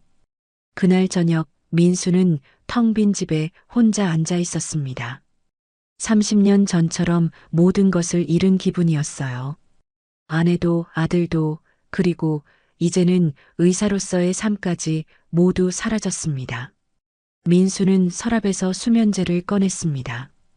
요즘 들어 잠을 이루지 못해 복용하고 있었는데 오늘은 평소보다 많은 양을 손에 들고 있었어요. 이 모든 고통에서 벗어나고 싶었습니다. 그때 문 밖에서 소리가 들렸습니다. 순자가 찾아온 거였어요. 선생님 계세요? 문이 잠겨 있네요. 순자의 목소리에 민수는 수면제를 다시 서랍에 넣었습니다. 문을 열어주니 순자가 걱정스러운 표정으로 들어왔어요. 선생님 괜찮으세요? 소식 들었어요. 모든 걸 잃었어요, 순자 씨. 아들일지도 모르는 환자도, 병원도, 의사로서의 자격도. 민수의 목소리는 절망에 차 있었습니다. 순자는 민수의 손을 꽉 잡았어요. 포기하시면 안 돼요. 저는 확신해요. 그 환자분이 선생님 아들이라는 걸요. 하지만 증명할 방법이 없어요. 모든 사람들이 제가 이상하다고 생각해요. 순자는 잠시 망설이다가 결심한 듯 말했습니다. 선생님, 제가 증거를 가지고 있어요. 증거요? 30년 전 그날 밤 제가 몰래 가져온 게 있어요. 순자는 가방에서 낡은 봉투를 꺼냈습니다. 그 안에는 30년 전 병원 기록과 작은 담요가 들어 있었어요. 이건 그날 밤 준영이가 덮고 있던 담요예요. 그리고 이건 당시 신원 확인 기록이고요. 민수는 떨리는 손으로 담요를 만져봤습니다. 작고 낡았지만 아기의 냄새가 희미하게 남아있는 것 같았어요. 왜 이제서야 말씀해 주시는 거예요? 무서웠어요. 제가 그날 즉시 말하지 않아서 이런 일이 생긴 거잖아요. 죄책감 때문에 30년을 고생했어요. 순자의 눈에 눈물이 고였습니다. 민수도 순자의 마음을 이해할 수 있었어요. 하지만 이것만으로는 부족해요. DNA 검사를 해야 확실해지는데, 그럼 다른 방법을 찾아봐요. 포기하지 마세요. 순자의 간절한 부탁에도 불구하고 민수는 희망을 잃고 있었습니다. 준호는 이미 다른 병원으로 이송되었고 자신은 병원 출입도 금지된 상태였어요. 그날 밤 민수는 잠들지 못했습니다. 창밖을 바라보며 30년 전 그날 밤을 떠올렸어요. 화재 현장에서 가족을 구하지 못한 무력감, 아들을 잃은 절망감이 다시 몰려왔습니다. 또다시 같은 일이 반복되는 건가? 민수는 중얼거렸습니다. 운명이 자신에게 또 한 번의 시련을 주는 것 같았어요. 다음 날 아침 민수는 거울을 보며 자신의 모습에 놀랐습니다. 하룻밤 새 더욱 늙어 보였고 눈에는 생기가 없었어요. 마치 모든 희망을 잃은 사람의 모습이었습니다. 신문에는 성모병원 원장, 정신적 불안정으로 치료받아라는 기사가 실렸습니다. 현주와 태진이 언론에 흘린 정보였어요. 민수의 명성은 하루아침에 추락했습니다. 전화기가 울렸지만 민수는 받지 않았어요.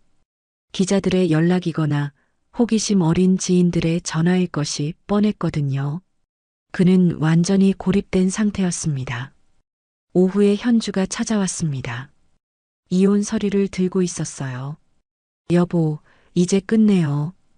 당신과는 더 이상 함께할 수 없어요. 현주의 차가운 선언에 민수는 더 이상 놀라지도 않았습니다. 예상했던 일이었어요. 좋아요. 서명하겠어요. 민수는 힘없이 서명했습니다. 이제 정말 모든 것을 잃었어요. 가족도, 병원도, 의사로서의 미래도 모두 사라졌습니다.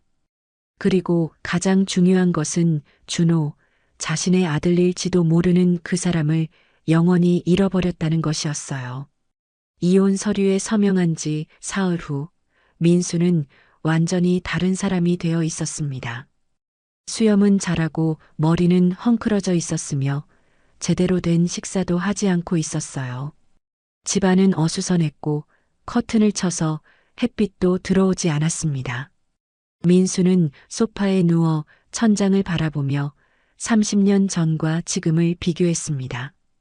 그때도 모든 것을 잃었고 지금도 마찬가지였어요. 운명이 자신에게 같은 시련을 2번이나 준 것 같았습니다. 내가 뭘 잘못했을까? 민수는 중얼거렸습니다. 의사로서 최선을 다했고 남편으로서도 나름 노력했는데 왜 이런 일들이 계속 일어나는 걸까요? 전화벨이 울렸지만 민수는 받지 않았어요. 지난 사흘 동안 수십 통의 전화가 왔지만 모두 무시했습니다. 기자들의 연락이거나 호기심 어린 지인들의 안부 전화였을 거예요. 문 밖에서 노크 소리가 들렸습니다. 순자의 목소리였어요. 선생님 계세요? 며칠째 연락이 안 돼서 걱정돼요. 민수는 대답하지 않았습니다. 순자에게 미안했지만 지금은 아무도 만나고 싶지 않았어요. 선생님, 준호 씨 소식 들었어요. 꼭 전해드리고 싶은 말이 있어요. 준호라는 이름에 민수는 귀를 기울였습니다. 하지만 여전히 문을 열지는 않았어요. 준호 씨가 계속 선생님을 찾고 있어요. 다른 병원에 있으면서도 왜 선생님이 안 오시는지 궁금해해요. 순자의 말에 민수의 가슴이 아팠습니다. 준호가 자신을 찾고 있다니 그것만으로도 위안이 되었어요. 하지만 동시에 더 큰 좌절감도 느꼈습니다. 만나고 싶어도 만날 수 없는 상황이었거든요. 그리고 준호 씨가 이상한 말을 했대요. 선생님을 보면 마음이 편안해진다고, 마치 아버지 같다고요. 순자의 말에 민수는 소파에서 일어났습니다. 준호도 자신과 같은 감정을 느끼고 있었던 거예요. 그것은 단순한 의사와 환자의 관계를 넘어선 무언가였습니다. 선생님, 포기하시면 안 돼요. 진실은 언젠가 밝혀질 거예요. 순자는 문 밖에서 한참을 기다렸지만 민수가 문을 열지 않자 결국 돌아갔습니다. 민수는 문 뒤에서 순자의 발걸음 소리가 멀어지는 것을 들었어요. 그날 밤 민수는 오랜만에 샤워를 하고 거울을 봤습니다. 초췌해진 자신의 모습에 놀랐어요. 30년 전 아내와 아들을 잃었을 때보다도 더 절망적인 표정이었습니다. 이렇게 살 수는 없어. 민수는 자신에게 말했습니다. 하지만 무엇을 해야 할지 모르겠었어요. 병원에도 갈 수 없고 준호에게도 접근할 수 없는 상황에서 할 수 있는 일이 있을까요? 다음 날 아침 민수는 오랜만에 밖으로 나갔습니다. 목적지도 없이 걷기 시작했어요. 거리의 사람들은 평범한 일상을 살아가고 있었지만 민수에게는 모든 것이 무의미해 보였습니다. 우연히 고아원 앞을 지나게 되었습니다. 성심 고아원이라는 간판이 보였어요. 순간 민수는 발걸음을 멈췄습니다. 준호가 자랐던 곳도 이런 곳이었을까 생각했어요. 고아원 운동장에서는 아이들이 놀고 있었습니다. 그중 한 아이가 넘어져서 울고 있었어요. 다른 아이들이 달려와 위로해주는 모습을 보며 민수는 마음이 뭉클했습니다. 혈연이 아니어도 가족이 될 수 있다. 준호가 했던 말이 떠올랐습니다. 고아원에서 자란 준호에게는 함께 자란 아이들이 진짜 가족이었을 거예요. 그리고 지금도 건축 현장의 동료들을 가족처럼 여기고 있었고요. 민수는 자신이 얼마나 좁은 시각을 가지고 있었는지 깨달았습니다. 혈연 관계에만 매달려서 정작 중요한 것들을 놓치고 있었던 거예요. 그때 휴대폰이 울렸습니다. 모르는 번호였지만 이번에는 받아봤어요. 강민수 선생님이신가요? 네, 그런데 누구세요?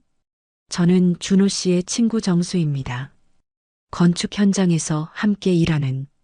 정수라는 사람은 준호와 함께 일하던 동료였습니다. 그는 준호가 민수를 얼마나 그리워하는지 말해줬어요. 형님이 계속 선생님 이야기를 해요. 왜 안 오시는지, 혹시 화나신 건 아닌지 걱정하고 있어요. 제가 병원에 갈 수 없는 상황이에요. 아, 그런 일이 있었군요. 하지만 형님은 모르고 계세요. 선생님이 자기를 버린 줄 알고 있어요. 정수의 말에 민수의 가슴이 아팠습니다.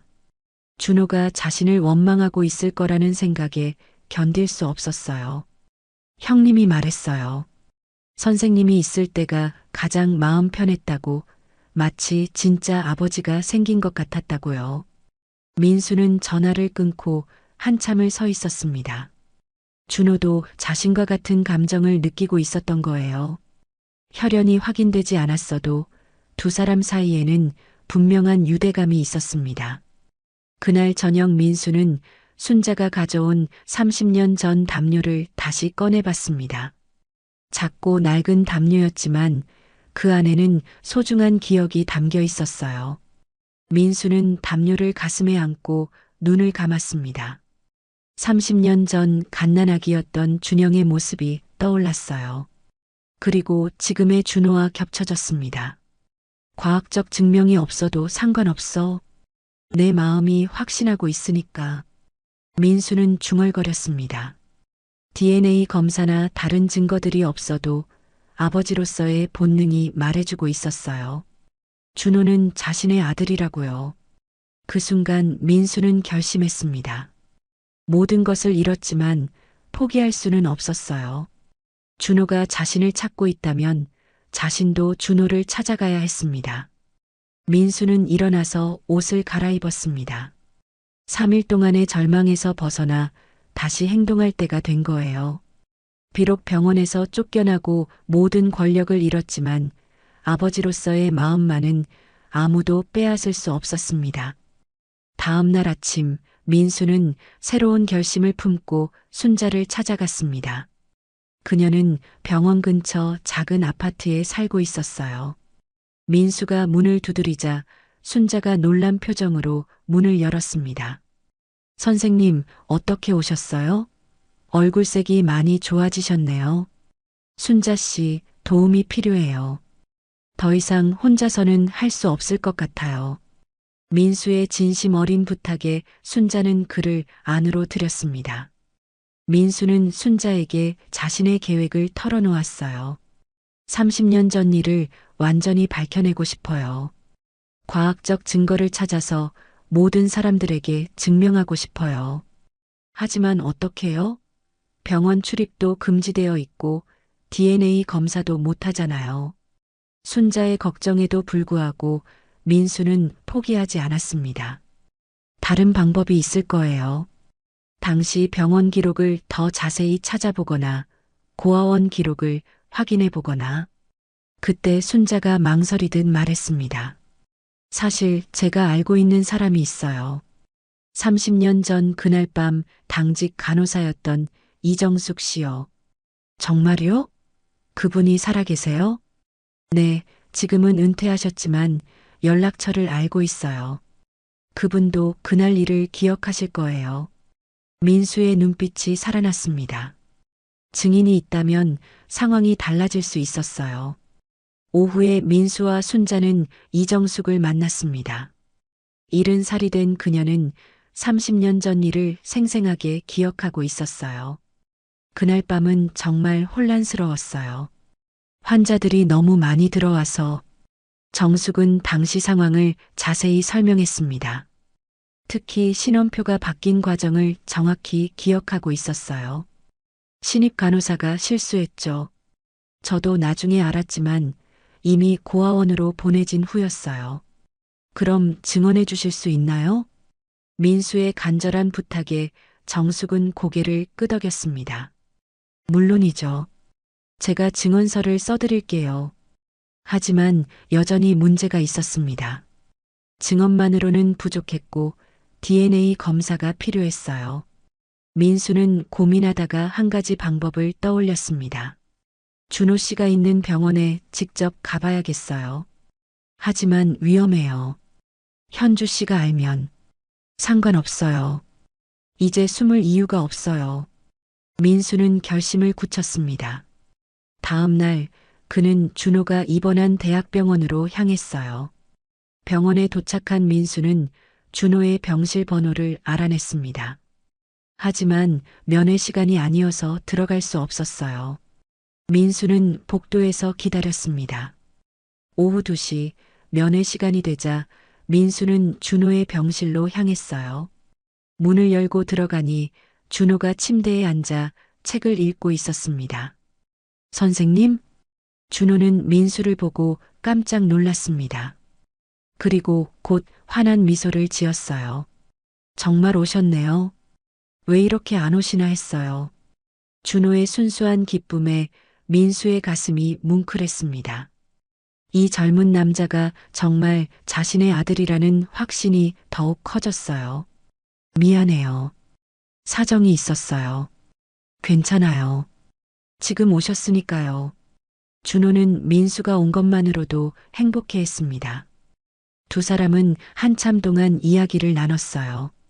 준호의 어린 시절 이야기, 고아원에서의 생활, 그리고 현재의 꿈까지요. 선생님, 정말 궁금한 게 있어요. 뭔가요? 왜 저에게 이렇게 잘해주시는 거예요? 처음 만났는데도 마치 가족 같은 느낌이었어요. 준호의 질문에 민수는 잠시 망설였습니다. 진실을 말해야 할 때가 온 것 같았어요. 준호 씨, 혹시 별 모양점에 대해 더 자세히 알고 있나요? 제 어깨에 있는 점 말씀이세요? 고아원 선생님들이 그러는데 이 점 때문에 저를 쉽게 구별할 수 있었대요. 민수는 깊은 숨을 쉬고 말했습니다. 실은 제게도 아들이 있었어요. 30년 전에 잃어버린. 민수는 조심스럽게 자신의 이야기를 들려줬습니다. 화재 사건, 아내의 죽음, 그리고 아들을 잃은 일까지요. 준호는 숨을 죽이고 들었어요.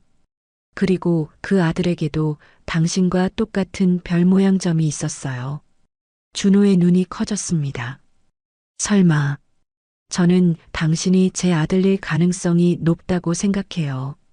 준호는 한동안 말을 잇지 못했습니다. 너무 놀라운 이야기였거든요. 하지만 확실하지 않잖아요. 그래서 DNA 검사를 하고 싶어요. 과학적으로 확인해야죠. 준호는 고민하다가 고개를 끄덕였습니다. 좋아요. 저도 궁금해요. 진짜 부모가 누구인지. 그때 병실 문이 열리며 현주가 들어왔습니다. 태진도 함께였어요. 그들은 민수가 여기 있을 것이라고 예상하고 찾아온 것이었습니다. 역시 여기 있었군요. 현주의 차가운 목소리에 민수는 돌아봤습니다. 당신이 여기서 뭐 하는 거예요? 제 아들을 만나고 있어요. 민수의 당당한 대답에 현주는 비웃었습니다. 아직도 그런 헛소리를 하고 있어요? 정신과 치료받으라고 했잖아요. 곧 모든 것이 밝혀질 거예요. 민수는 준호를 바라보며 말했습니다. DNA 검사를 할 거예요. 그러면 누가 옳은지 알 수 있을 거예요. 현주와 태진의 표정이 굳어졌습니다. 만약 정말로 DNA 검사 결과가 나온다면 모든 계획이 무너질 수 있었어요. 그런 검사 따위 소용없어요. 태진이 끼어들었지만 준호가 일어섰습니다. 저는 하고 싶어요. 진실을 알고 싶어요. 준호의 결연한 의지에 현주와 태진은 더 이상 막을 수 없었습니다. 드디어 진실을 밝힐 기회가 온 것이었어요. DNA 검사를 위해 체열이 이루어진 다음 날, 민수는 결과를 기다리며 초조해했습니다. 24시간 후면 모든 것이 명확해질 거예요. 하지만 그 시간이 영원처럼 느껴졌습니다. 준호도 마찬가지였습니다. 그는 병실에서 창밖을 바라보며 자신의 정체성에 대해 깊이 생각하고 있었어요. 30년 동안 궁금했던 진짜 부모에 대한 답을 곧 알게 될 것이었습니다. 한편 현주와 태진은 비상대책을 세우고 있었습니다. 만약 DNA 검사 결과가 양성으로 나온다면 지금까지의 모든 계획이 수포로 돌아갈 수 있었어요. 결과가 나오기 전에 뭔가 조치를 취해야 해. 태진이 현주에게 말했습니다. 검사 결과를 조작할 수는 없을까? 현주의 제안에 태진은 고개를 저었어요. 너무 위험해. 대신 다른 방법을 생각해 봐야겠어. 그들은 민수의 정신 상태를 문제 삼아 검사 결과 자체를 무효화시키려는 계획을 세웠습니다. 다음 날 오후 2시 드디어 DNA 검사 결과가 나왔습니다. 검사실 직원이 봉인된 봉투를 민수에게 건네줬어요. 민수의 손이 떨렸습니다. 순자와 준호가 지켜보는 가운데 민수는 천천히 봉투를 열었습니다. 결과지를 펼치는 순간 모든 사람들이 숨을 죽였어요. 부자 확률 99.9%. 민수가 떨리는 목소리로 읽었습니다. 순자는 손으로 입을 막았고 준호는 의자에 털썩 앉았어요. 정말이에요? 정말 제가... 준호는 믿기지 않는다는 표정이었습니다. 30년 동안 찾던 아버지가 바로 눈앞에 있었던 거예요. 민수는 결과지를 가슴에 안고 눈물을 흘렸습니다. 30년 만에 아들을 되찾은 기쁨이 온몸을 감쌌어요. 준영아. 아니, 준호야. 정말 내가 내 아들이었구나. 아버지. 준호도 눈물을 흘리며 민수를 불렀습니다. 두 사람은 서로 껴안았어요. 30년 만에 부자 상봉이었습니다. 순자는 그 모습을 보며 안도의 눈물을 흘렸습니다. 30년간 가슴에 묻어두었던 비밀이 마침내 해결된 거예요. 그때 병실 문이 열리며 현주와 태진이 들어왔습니다. 그들 뒤에는 병원 보안 요원들과 정신과 의사가 따라왔어요. 강민수 씨, 정신과 진료를 받으셔야 합니다. 정신과 의사가 말했습니다. 현주가 민수의 정신 상태에 문제가 있다고 신고한 것이었어요. 무슨 소리예요? DNA 검사 결과가 나왔는데. 민수가 결과지를 보여주자 태진이 비웃었습니다. 그런 검사 결과를 믿을 수 있나요? 정신적으로 불안정한 사람이 조작했을 수도 있어요. 조작이라니요? 이건 공인된 검사기관에서. 그때 순자가 앞으로 나섰습니다. 잠깐만요. 저한테 증언할 게 있어요.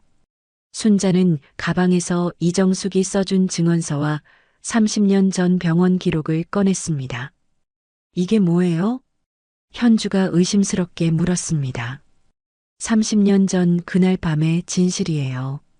신원표가 바뀐 경위와 준호 씨가 고아원으로 보내진 과정이 모두 기록되어 있어요. 순자는 차근차근 설명했습니다. 당시 혼란스러운 상황에서 벌어진 실수, 그리고 자신이 그 모든 과정을 목격했다는 사실까지요. 그리고 이건 당시 당직 간호사였던 이정숙 씨의 증언서예요. 현주와 태진의 얼굴이 창백해졌습니다. 과학적 증거와 증인까지 나타난 상황에서는 더 이상 부인할 수 없었어요. 그때 병실 밖에서 소란이 일었습니다. 언론 기자들이 몰려온 것이었어요. DNA 검사 결과 소식이 알려진 거였습니다. 30년 만에 기적적 재회. 성모병원 원장, 잃어버린 아들과 극적 상봉. 기자들의 외침이 복도에 울려 퍼졌습니다. 현주는 상황이 돌이킬 수 없게 된 것을 깨달았어요. 이런 일이 있을 수 없어. 현주는 중얼거리며 뒤로 물러섰습니다. 태진도 마찬가지였어요. 그들의 모든 계획이 무너져 내렸습니다. 준호가 일어나서 민수 앞에 섰습니다. 아버지, 정말 죄송해요. 30년 동안 아버지를 몰라봐서. 아니야, 준호야. 미안한 건 아버지야. 너를 지켜주지 못해서. 두 사람은 다시 한번 포옹했습니다. 이번에는 더 이상 숨길 것도 의심할 것도 없었어요. 병실 안은 감동의 물결로 가득했습니다. 간호사들과 의료진들도 눈시울을 붉혔어요. 30년 만에 이루어진 부자 상봉만큼 감동적인 일은 없었거든요. 현주와 태진은 결국 병실을 떠났습니다. 더 이상 이곳에 있을 이유가 없었어요. 그들의 야심은 완전히 꺾였습니다. 순자 씨, 정말 고마워요. 민수가 순자에게 깊숙이 고개를 숙였습니다. 30년 동안 이 비밀을 지켜오시느라 얼마나 힘드셨을까요? 이제 됐어요. 진실이 밝혀졌으니까요. 순자는 환한 미소를 지었습니다. 오랜 짐을 내려놓은 기분이었어요. 그날 저녁 병원 이사회가 긴급 소집되었습니다. DNA 검사 결과와 증언들이 제시되자 이사들은 민수에 대한 모든 처분을 철회했어요. 그리고 현주와 태진의 음모가 드러나면서 그들에 대한 조사가 시작되었습니다. 민수 원장님께 정식으로 사과드립니다. 이사회 의장의 말에 민수는 고개를 끄덕였습니다.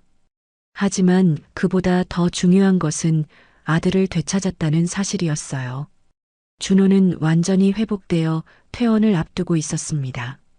30년 만에 찾은 아버지와 함께 새로운 삶을 시작할 준비가 되어 있었어요. 아버지, 이제 어떻게 하실 거예요? 함께 살자, 준호야. 잃어버린 30년을 되찾아보자. 민수의 제안에 준호는 환하게 웃었습니다. 드디어 진짜 가족을 만난 기쁨이 얼굴에 가득했어요. 1년 후 성모병원은 완전히 새로운 모습으로 변해 있었습니다. 민수는 병원장으로 복귀했고 준호는 건축업을 계속하면서도 병원 이사회에 참여하게 되었어요. 아버지와 아들이 함께 병원을 운영하는 새로운 체계가 만들어진 것입니다. 오늘은 특별한 날이었어요. 민수와 준호가 함께 새로운 환자를 맞이하는 첫 번째 날이었습니다. 건축 현장 사고로 다친 20살 청년이 응급실로 실려온 것이었어요. 아버지, 이 환자는 고아원 출신이래요.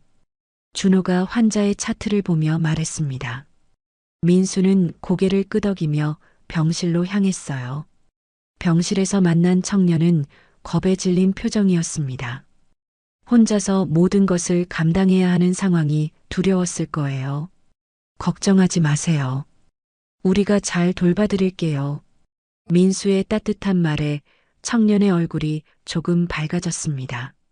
준호도 옆에서 환자를 격려했어요.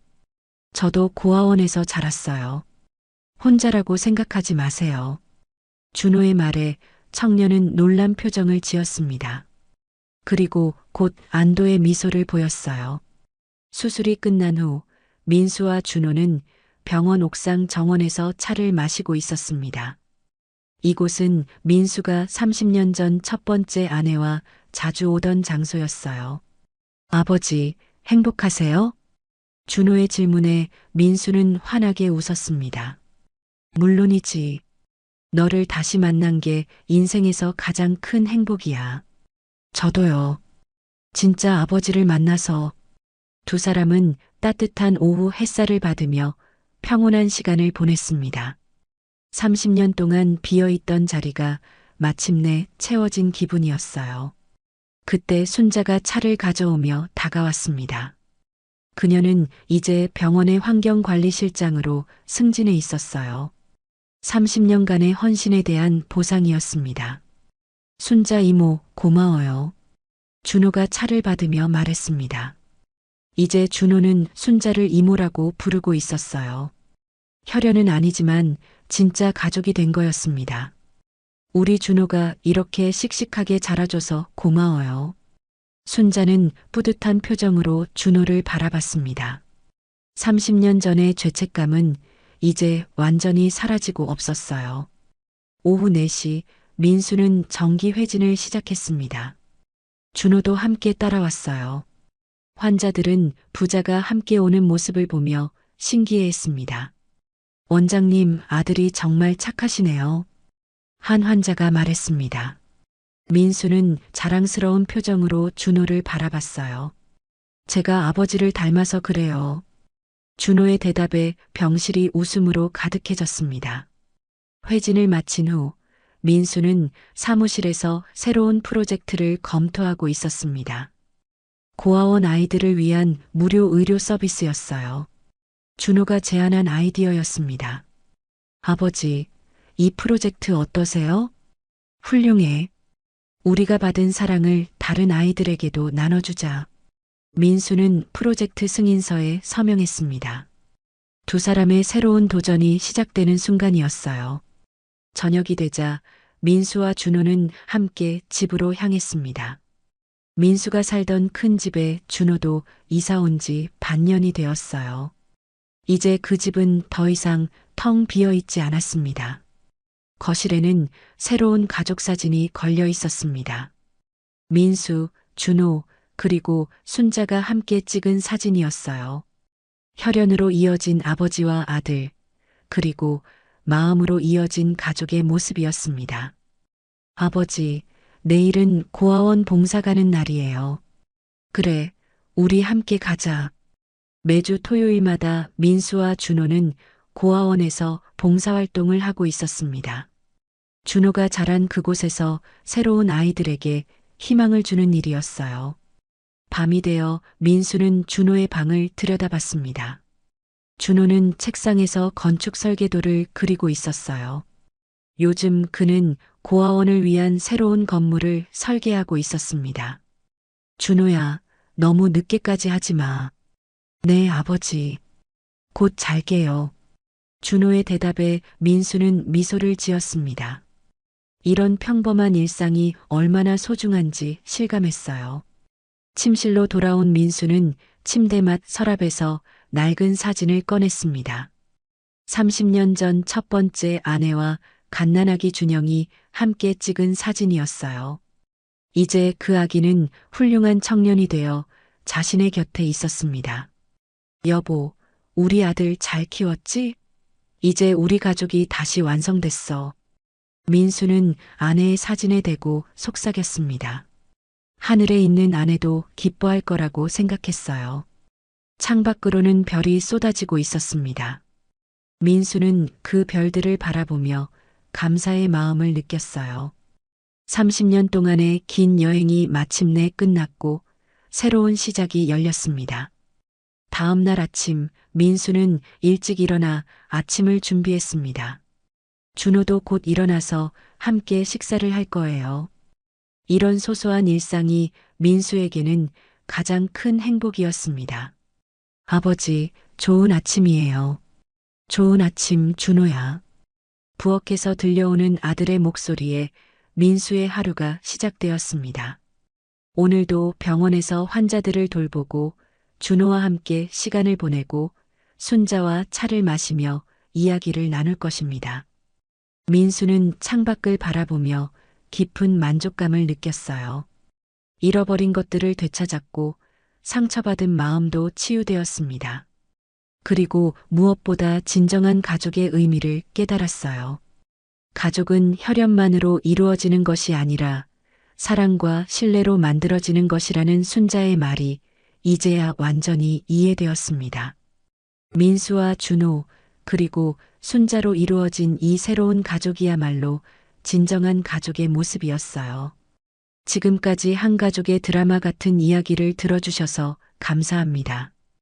이 가족에게 하고 싶은 이야기가 있거나 응원을 해주고 싶다면 댓글 달아주세요. 그럼 오늘도 건강한 하루 되시고 다음에도 좋은 이야기로 찾아오겠습니다. 인생은 드라마였습니다.